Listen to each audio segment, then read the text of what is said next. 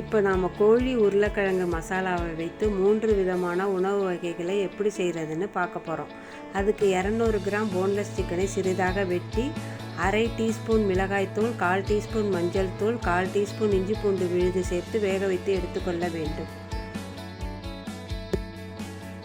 ஒரு சட்டியில் 3 டீஸ்பூன் எண்ணெய் சேர்த்து அதில் ஒரு பட்டை, 2 கிராம்பு, சோம்பு, பிரிஞ்சி இலை, கருவேப்பிலை சேர்த்து வதக்கவும். அதில் 3 பெரிய வெங்காயத்தை நைஸாக வெட்டி சேர்க்க வேண்டும். 1 டீஸ்பூன் உப்பு சேர்த்து வதக்க வேண்டும். அதனுடன் 1 டீஸ்பூன் இஞ்சி பூண்டு விழுது, 1 டீஸ்பூன் தனி மிளகாய்த்தூள், அரை டீஸ்பூன் மல்லித்தூள், 1/4 டீஸ்பூன் மஞ்சள் தூள், 1/4 டீஸ்பூன் கரம் மசாலா தூள், சிறிதளவு கேரட் துண்டுகள், சிறிதளவு பச்சை பட்டாணி சேர்த்து நன்கு வதக்கவும். அதில் வேக வைத்த கோழியையும் சேர்த்து, வேக வைத்த 2 உருளைக்கிழங்கையும் சேர்த்து நன்கு கிளறவும். 2 கப் கோதுமை மாவு, 1 கப் மைதா மாவு சேர்த்து சப்பாத்தி மாவு போல் நன்கு பிசைந்து வைத்துக்கொள்ள வேண்டும். அதை வட்டமாக தேய்த்து அதில் இந்த கலவையை வைத்து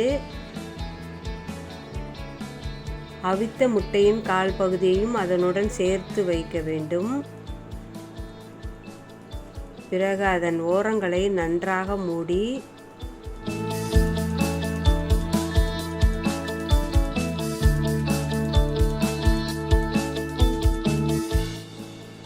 எண்ணெயில் பொரித்து எடுக்க வேண்டும்.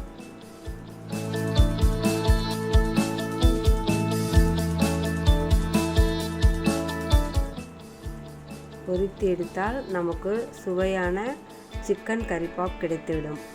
அதே கலவையை மெல்லிதாக தேய்த்து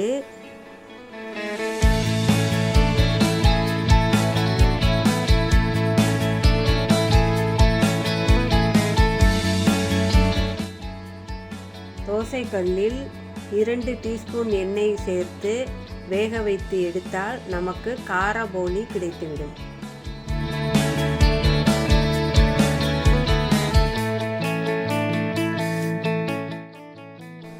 அதே கலவையை சாண்ட்விச் மேக்கரில் ரொட்டியுடன் வைத்து பாதி சீஸ் சேர்த்து வேக வைத்து எடுத்தால் நமக்கு சுவையான சிக்கன் சாண்ட்விச் கிடைத்துவிடும்.